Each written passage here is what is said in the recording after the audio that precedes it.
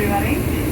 Welcome aboard the Henry Longfellow. My name is Barbara, and I am your bartender and tour guide today. So yes, I'm Barbara, the bartender. Very easy to remember. Now, we are captain today. His name is Ed. He's up the front driving the boat. I do have to give you a brief safety announcement since we are a U.S. Coast Guard inspected vessel. We have life jackets located in the back and the front of the boat underneath the blue cushions. Since we are a commercial vessel, though, you do. Okay, see where I'm going with that. All right. I'm just kidding, guys. I'll be telling a few jokes with the light going on. That's up to you. But we'll be having a great time today. It's a beautiful day on the river. I also want to remind you if there are small children on board, please make sure they're accompanied by an adult at all times. And please keep anything valuable inside the boat, whether that be your hands, your feet, your head, your cell phone, your purse, whatever it is, keep it inside the boat at all times. And this is a non-sloping vessel as well. I talk about quite a bit as we go up the river, but if you see something that I don't talk about, it's probably because I'm going to talk about it on the way back. When we get at the harbor, we will have a bit of a 10-minute break where I do stop talking for a little bit. But do feel free, I know it's not fun. Feel free though to come up to the bar at any time. That's what I'm here for. So if you're thirsty, I can manage. I can leave both. And that's it. Have fun. If you have any questions, feel free to ask.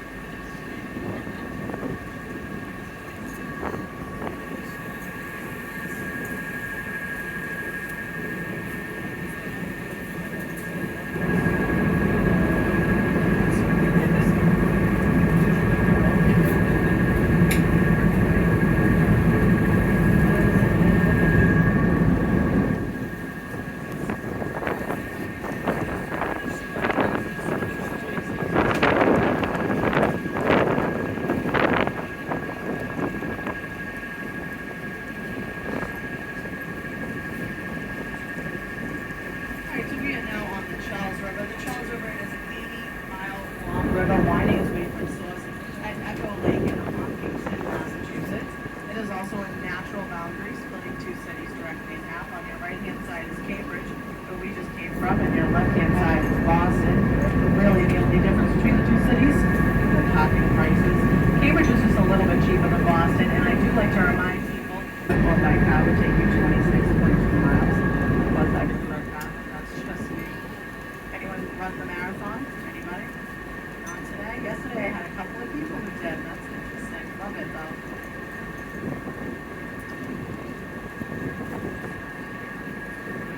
So directly on your left hand side you'll see a top engagement started at 1811. And if you look to the left there you'll see a half the building is like to the left and there's that color.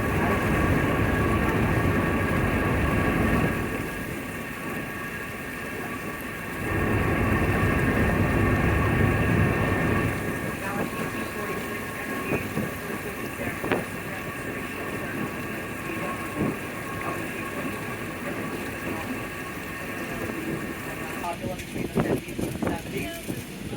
The term comes from the French, béton brut, which means raw concrete. Basically, they thought it was going to make the city look strong, beautiful. I think the building was still like crazy, but I think there is a lot of that conversation in the city, so I will find out that we don't want to have a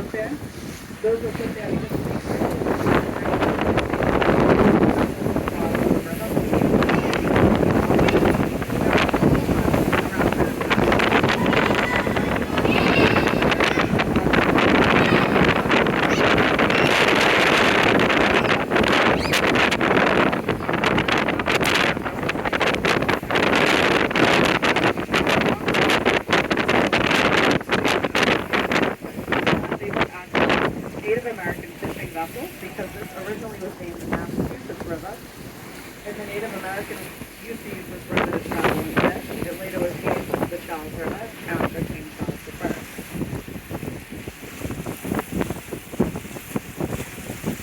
Now you will be seeing a lot of sailboats out here, especially big sailboats.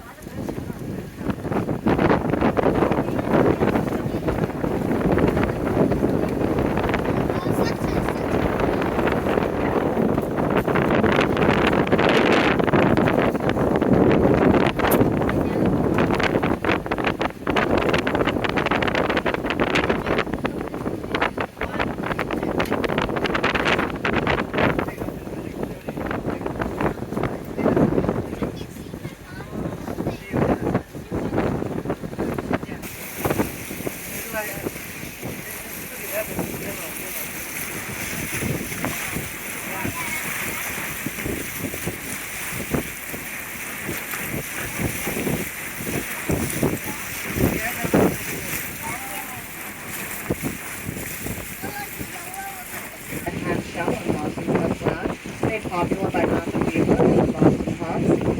Every year this is the centerpiece for the fireworks spectacular, and especially this year we had a special guest.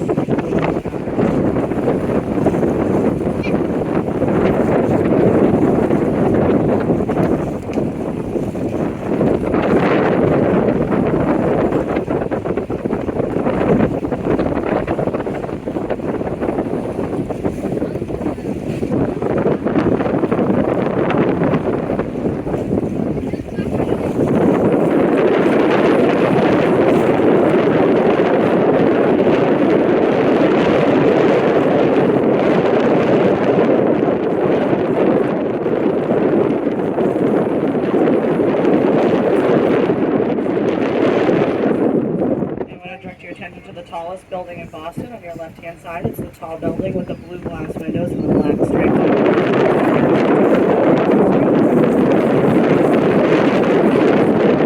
The building, but it is no longer.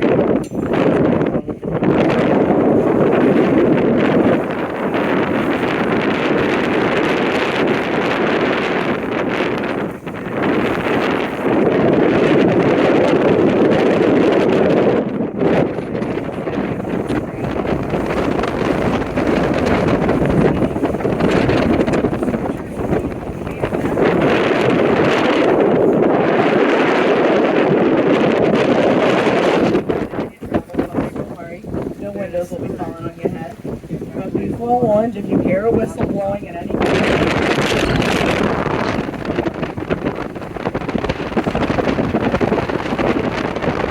is 111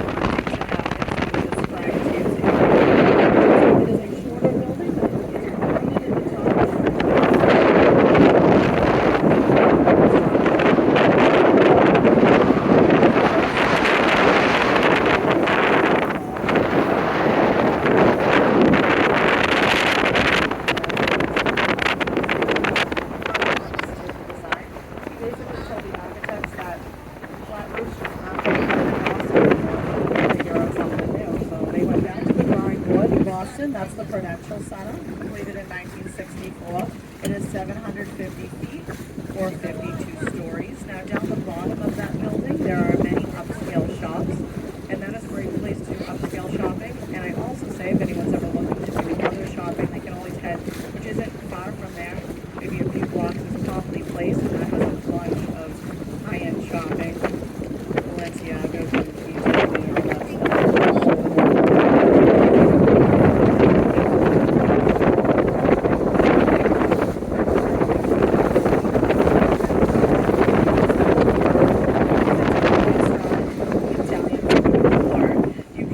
purchase imported goods from Italy, or you can even get a nice gelato. So it's a nice experience. If anyone's had the chance, definitely try and go over there. It's fun.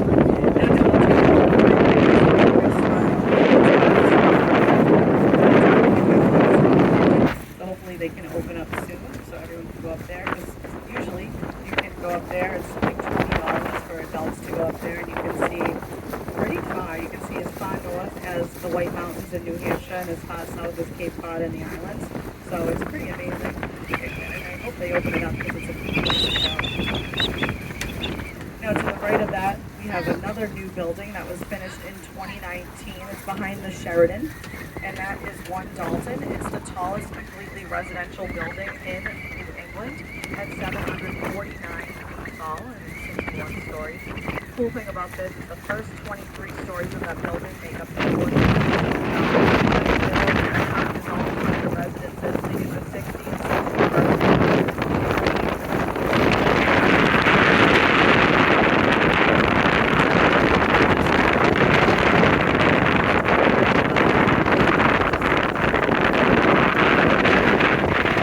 I've been told that he actually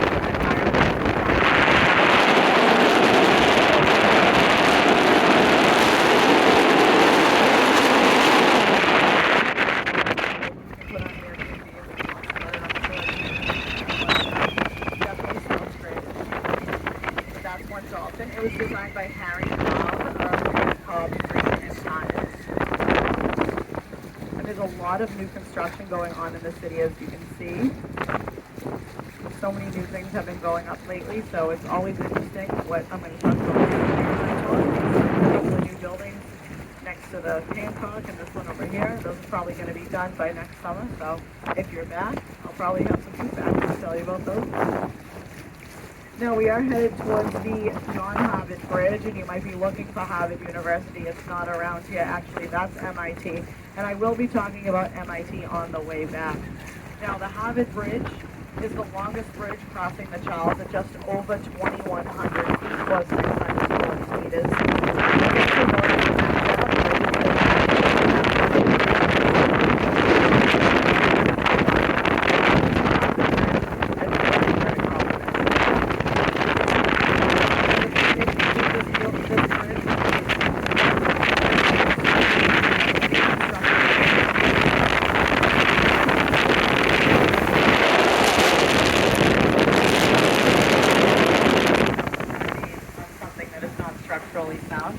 But of course Harvard said, hey, we'll put our name on it, sure. Now a fun fact about this bridge is that in 1908, there were 20,000 spectators who gathered on this bridge to witness Harry Houdini do one of his famous stunts. He had a Boston patrolman handcuff him behind his back. He jumped into the water and resurfaced within 30 seconds.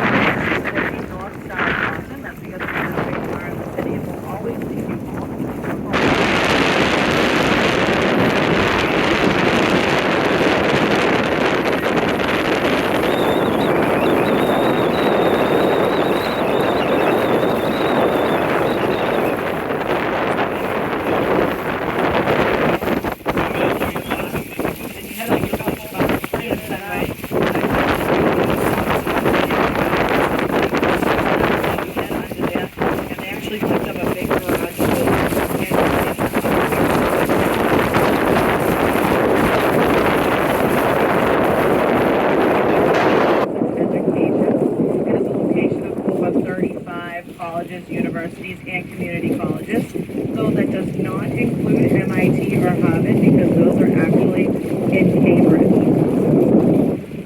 From September to about 34,000, that does include graduate and undergrads. And the tuition, pretty pricey, about $61,000 a year. Just tuition, not books.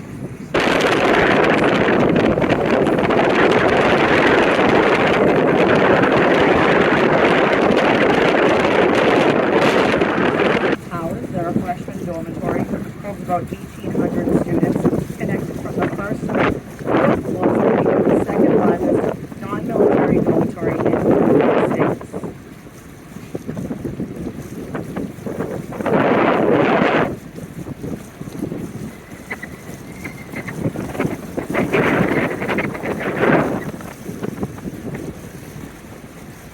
Now coming up on our right-hand side in between those two steamboats is Mars Chapel.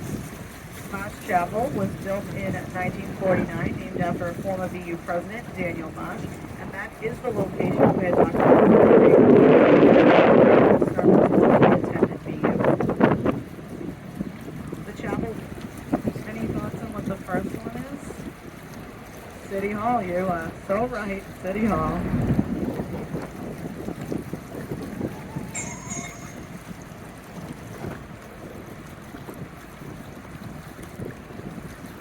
And I failed to mention VU Law was built in 1964. Now directly on our right hand side we have the DeWolf Boathouse. The DeWolf Boathouse cost VU a whopping $5 million to build. Pretty pricey. The roof is made out of copper, and that was about $1.5 million of the budget. So I guess you could say that cost us pretty penny. It is going to move through boathouse, and I will be talking about crew boats in just a minute as I go through the bridge. That one we do look like on the river, so that's what we go look like right now. That's our boat, the Charles Riverboat. Now the main bridge that we're going to be going underneath right now is built in 1928. Originally named the Cottage Farm Bridge. Also, BU does have a sailing pavilion. Not much of a pavilion, but they do have a building that they do sailing out of on our left-hand side. They have a great program. There's always kids over here. Oh, there are today. There they are again. I told them yesterday. So, hi, kids. You can go to where they do not have running water. Hence the water body.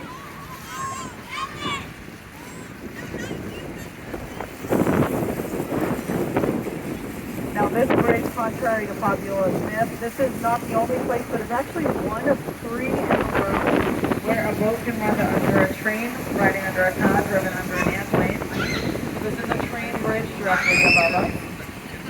Yeah. Now you may have noticed all the graffiti on them, like that's horrible, why hasn't the city taken it down? Well, most of the graffiti, not all, because some people come out here and do what they want, but most of the graffiti is actually put up by college students and friends of people who come out here during the Charles River Regatta, which is a crew boat race that we have every year. Now this race starts at the VU Bridge, and it is a 3-mile long race that goes all the way to Herta Park. Now this started in 1965 and currently attracts over 11,000 athletes. The monotony of the crewing season, which is pretty great. Now it is every 3rd weekend in October, and that will be happening this October. So if you're in the area and you want to see it, great. And if you're not, stay there. The traffic is nuts. People are like lines along the river. It's pretty crazy. Our boats can only get to a certain point of the river at that time too, because the races just take up the whole entire river.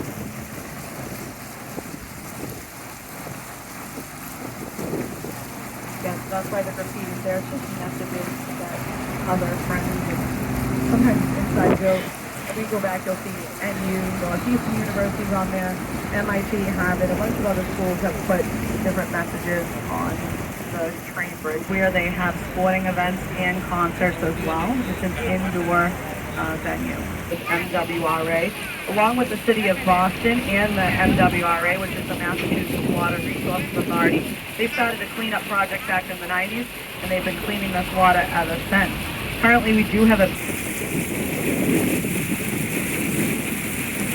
EPA does claim that if you want to, you can swim in the Charles River, though I don't recommend it, and I can recommend any other place to swim except for here. But back in the early 1900s, there was a beach on this river called Magazine Beach, and it actually was right here on our right-hand side. This was Magazine Beach, and it did close in 1949 due to heavy pollution. There were many factories in the area that basically, point blank, for whatever they didn't want into this river. You can imagine what people were swimming around with. But by 1950, people who wanted their families to be able to use the river, at that time, having a membership to a boat club was very expensive. So they made this accessible for everybody. Now it is still open. You can see people going in and out of there. And if you volunteer your time to the Riverside Boat Club and keep it upkeep and paint it and clean it and everything, you actually get a free membership to the boat, which is pretty cool.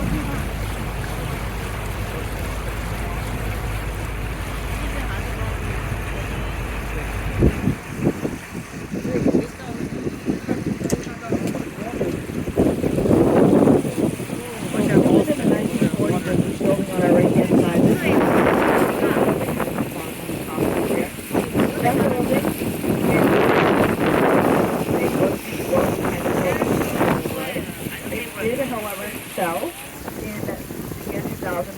million, and is currently owned by Harvard University.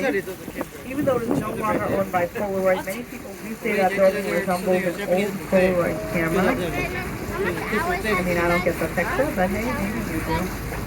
When we get back, we'll leave the amount, okay? Half an hour. And now there's this place coming up on the right. It's just beyond the trees. I don't know if you've ever heard of it. Some of you might have. I don't know. It's kind of a local place. You get a little closer. There it is. Dunkin' Donuts. Yeah, Dunkin' Donuts. Of course I'm going to talk about Dunkin' Donuts on a cruise on the Charles River, right? Now, Dunkin' Donuts was opened actually in 1950 in Quincy, Massachusetts, which is just a little bit south of the city. And yes, that original location is still open to this day. It's right next to the Stop and Shop. Don't ask how I know that, though. I just know it's there. They actually just recently redid it to make it look like the original 1950s location, which is really cool. Now, if you're not looking to go down to Quincy to get a cup of joe, yeah, just Boston, not the state of Massachusetts. And that also does not include the one at the mall because that's in Cambridge, so.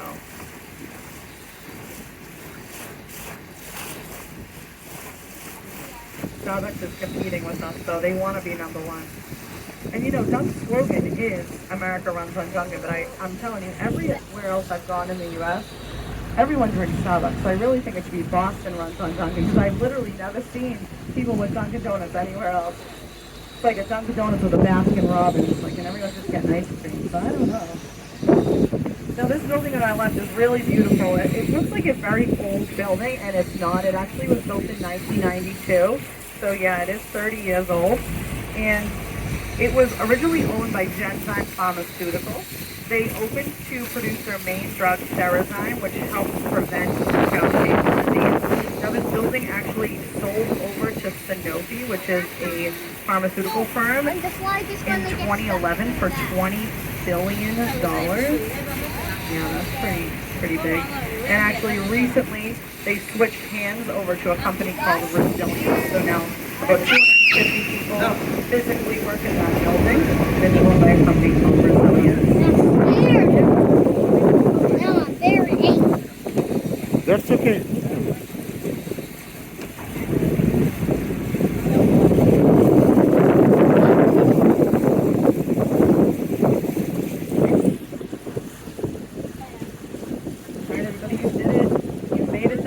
Congratulations. We are now in Harvard University territory. If you look to your right, that's Harvard. To your left, that's Harvard. In front of you, Harvard. Behind you, don't look there. That's not Harvard. But I do want to tell you that if you look on your right-hand side of you, the travel a little bit further, we'll be going underneath the Weeks Bridge and then turning around right after that. But this right-hand side is more of your classic Harvard, those older brick buildings, beautiful architecture, really, really nice. These first few buildings are big Harvard. On your left-hand side, this is more of Harvard Business School.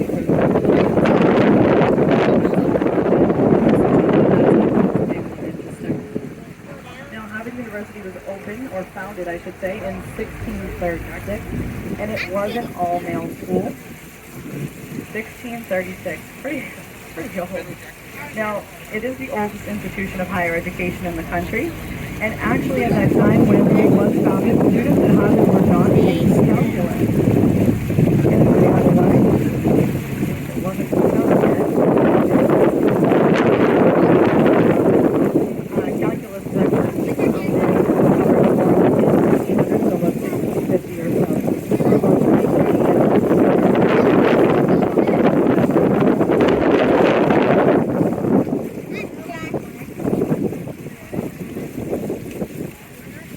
it was a men's-only school. The university did become co-ed around the 1970s, and they merged with a school called Radcliffe College, which was the women's school, and that was founded in 1879. Something very interesting that I recently learned about Radcliffe and Harvard is that when the women attended Radcliffe, they only got a Radcliffe degree. Mind you, they were in the same building with the men, with the same professors, with the same material, but they were not allowed to get a Harvard degree. Wild. Absolutely wild. But as soon as the two schools merged in the 70s, and they fully merged, once the women did finally get their degrees.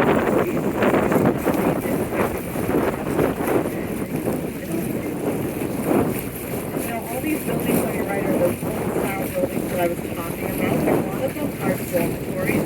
There are a couple of buildings inside those buildings, and they're pretty amazing. The only thing I don't think they have is air conditioning, but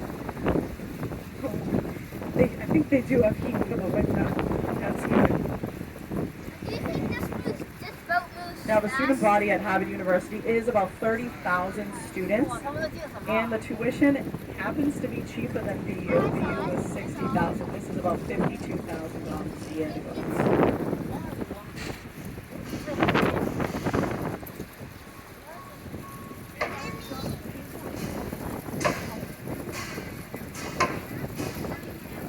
Now, as we turn, we'll be seeing a couple of boathouses. We have the Wells Boathouse, this first one here. It's they're upkeeping a little bit. This big. That was built in 1906, so they might as well just keep up with it for a little bit. Donated by the George Walker Wells family. This actually is where the women's crew boats are held. And then as we turn, we'll be able to see the Newell Boathouse, which was built in 1900. It's just beyond the Anderson Memorial Bridge here. It's a red boathouse, and that is where the men's crew boat program is held.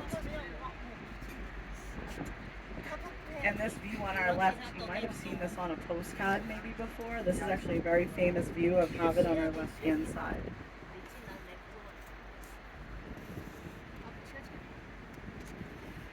Now as we turn, I'm going to give you a little info. Now Harvard has graduated 188 billionaires, but that does not include Bill Gates or Mark Zuckerberg because they dropped out before graduating. Though Mark Zuckerberg has recently received an honorary degree from Harvard because, you know, in 2004 he started a little thing called Facebook on its campus, and that just has boomed ever since. It also has graduated 8 U.S. presidents: John Adams, John Quincy Adams, Rutherford B. Hayes, Theodore Roosevelt, Franklin D. Roosevelt, George W. Bush, Barack Obama, and JFK. Now this building on our right, that beautiful building with the pillars and the gold-type dome on the top, that's the Baker Business Library. It's the largest business library in the United States. It was built in 1927 and was named for George F. Baker, who was a business tycoon and actually donated $5 million to get the Harvard Business School started. And I have to stay on this. Keep clapping. And as we head back, we will be going back underneath the John Weeks footbridge. It is this brick bridge that you can see in front of us. It was built in 1927 and it is owned and maintained by Harvard University. It is the only footbridge on the Charles River.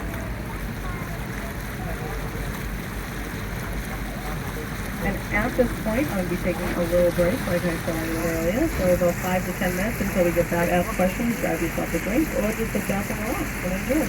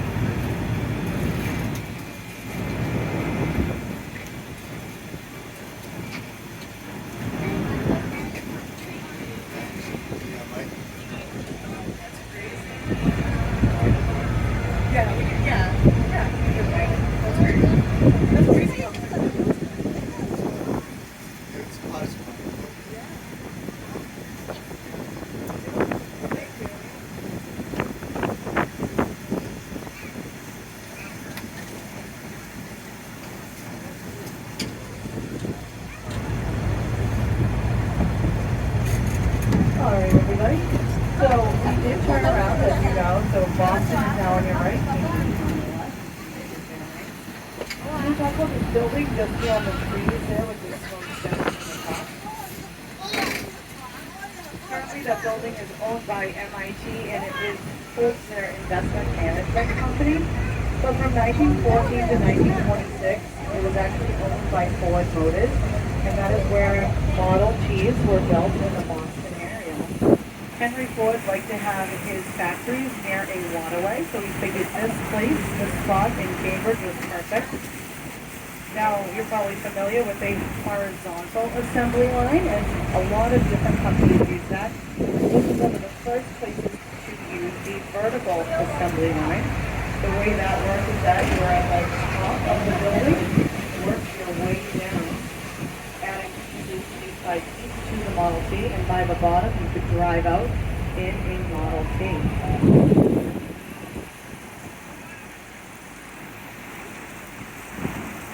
Now, this is also the location. If you've ever used Kingsford charcoal briquettes, Kingsford charcoal got started in that building because Kingsford, E.F. Kingsford, was actually a cousin or relative of Ford, and they got that started because they needed to burn off the extra scraps from the Model Ts. So they used the charcoal business.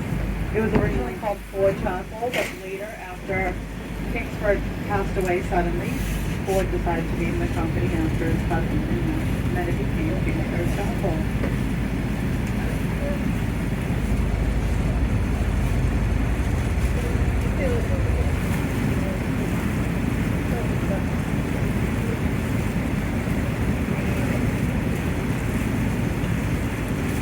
Now the view from the View Bridge, which is just behind us, has been voted the best view in Boston by several newspapers. So this view that we are looking at straight ahead of us has been voted one of the best views in Boston.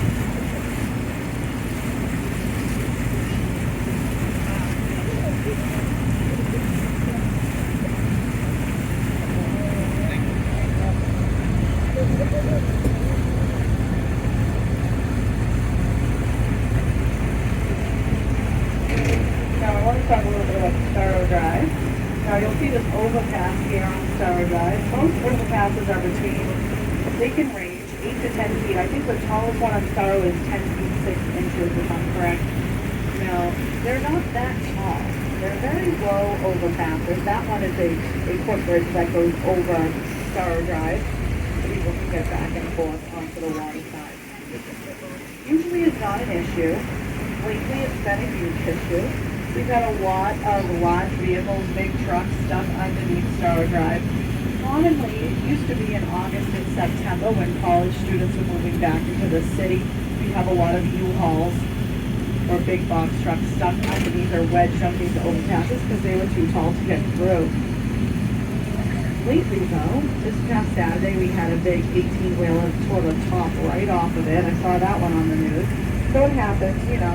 I think 2021 was our worst year to date of trucks getting stuck underneath overpasses. I think the number I heard was 150 trucks all year. The signs will say no trucks, right? So the GPS, and I think that's what the issue's been. Everyone's using their Google Maps or their Waze or whatever you use to, and they don't think, oh, no trucks, and they get wedged. Usually it's students who think, oh, I'm fine, or they get lost. That seems to be very common. Students who get lost and end up on Starrow. And it's called getting Starrowed. It's actually a term, and it's in the Urban Dictionary online. So you call it a radio station, and at the beginning of the year, and you call first truck was going to get stuck under one of the overpasses on Star Drive, you give your name, your phone number, a date, and time.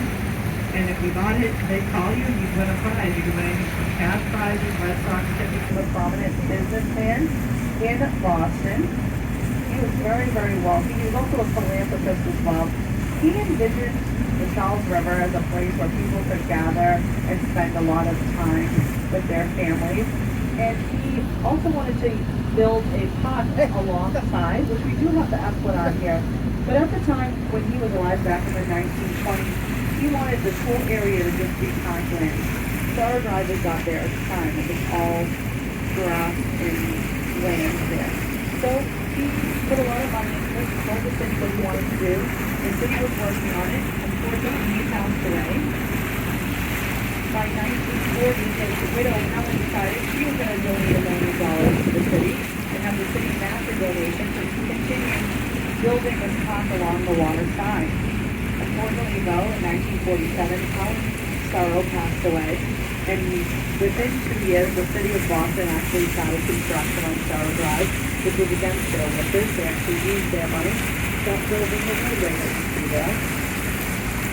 I have a bit of a theory that that's why trucks get stuck on Sorrow Drive, because the Sorrows didn't want it to happen. And that's what we have is Sorrow Drive, but that's just nice. They did name it the James Jackson Sorrow Memorial Drive too, so I'm sure they would not be impressed with that. Now the area after the Citgo sign here that you see with this bridge with the colorful rainbow type things on it, that is the Bass Bay. And the Bass Bay is named this because it used to be a bay with marsh flats.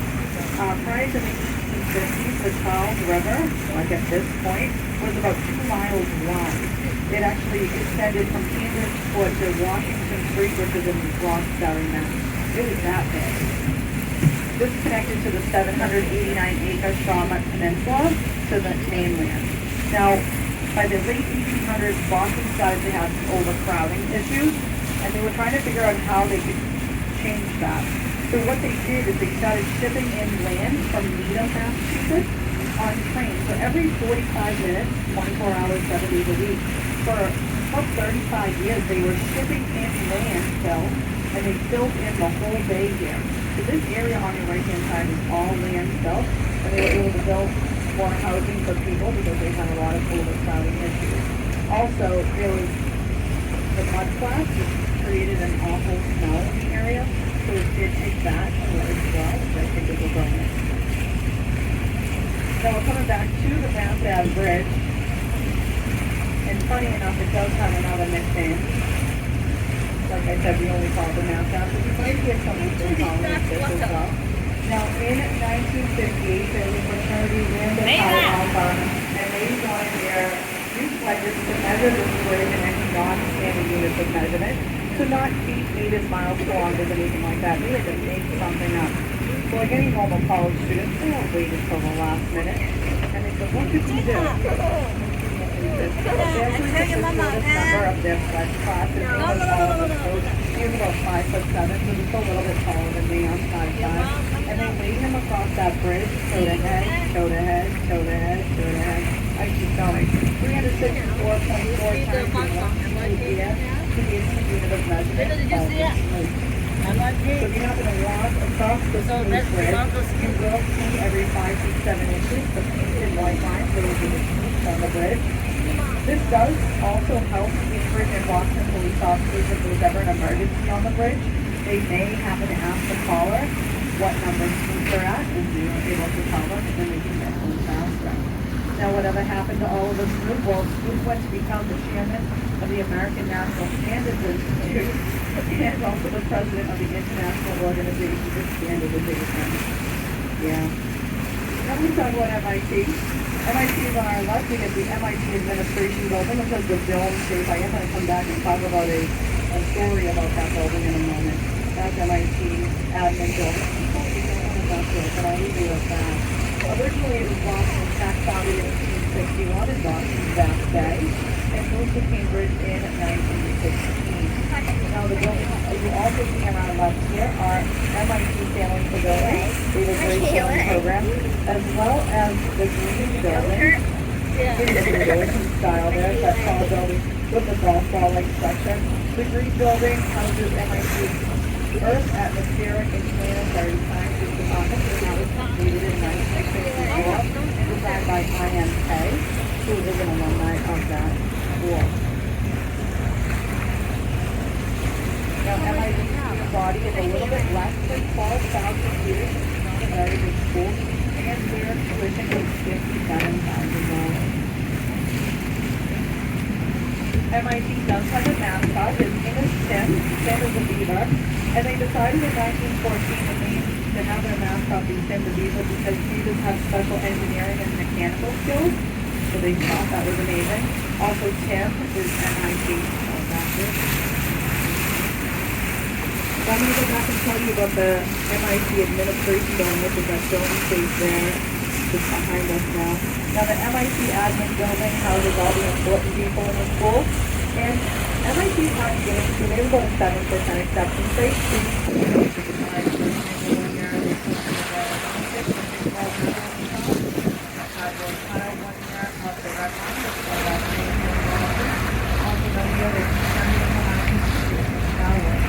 The best one that I've heard of was in May 1994. They somehow got a Cambridge police car on top of it.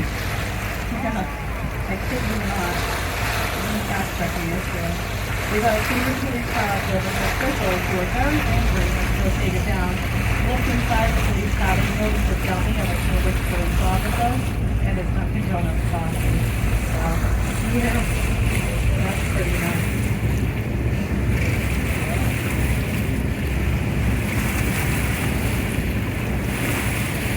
Now we look back into the Boston skyline. We talked about the Hancock Tower. That's one of the windows falls on everybody. Still be on it. They have them all the time. So they have people helping them. Now if you look on your right hand side, we talked about the Hancock Tower. A couple of buildings to the left is the Berkeley building. It's a shorter building with a slanted roof at the top and a call it an antenna, a needle, a spire, whatever you call it at the top of that building.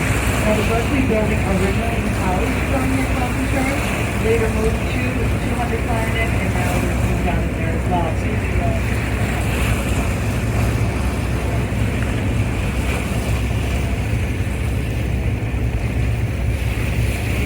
And I do want to point out too, I will be talking about the State House in a minute, but you can see the gold dome on the right hand side over here, and that is the Massachusetts State House, and I'll talk about that next in a minute.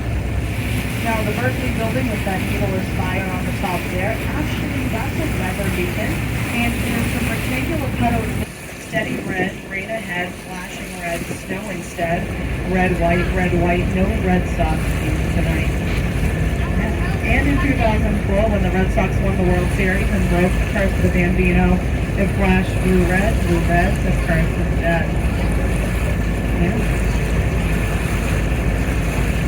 Now, as we pass over here, we have the hat shell in front of there. There are two little islands. They're very skinny, kind of funny wrestlings by Robert McCloskey. That was published in 1941, and that's where Mama Mallet and her baby ducklings lived. Jack, Cat, Black, Cat, Black, Black. That's where they all live. Now, you can always head over to the Boston Public Garden and see the bronze statues of Mama Mallet and her ducklings. As we come out here from underneath the Longfellow, you'll be able to see the gold dome a little bit better here. That is the Massachusetts State House. Built in 1997.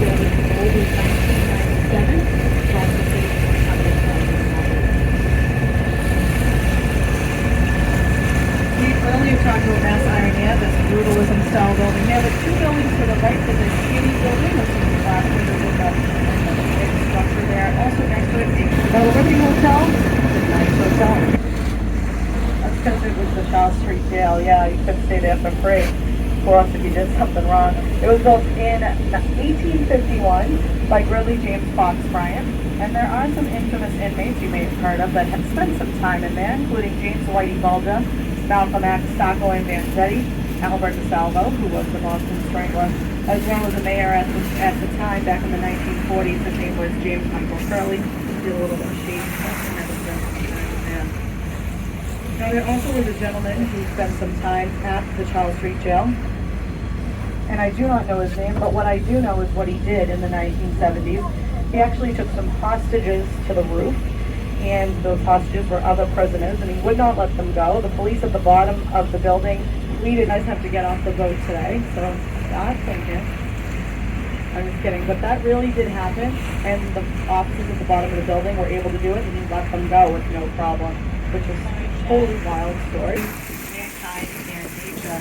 There are over 700 exhibits at the Museum of Science, and I always recommend people go there, especially on a rainy day.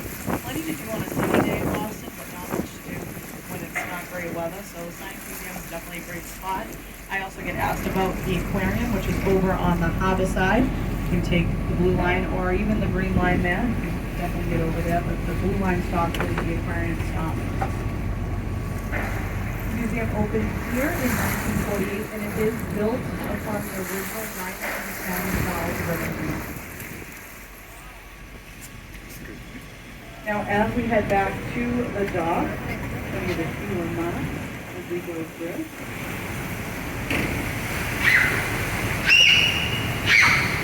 Now, there's going to be a statue over here. It is walkable from the dock. Some people like to go over and check it out afterwards. You do not have to, of course.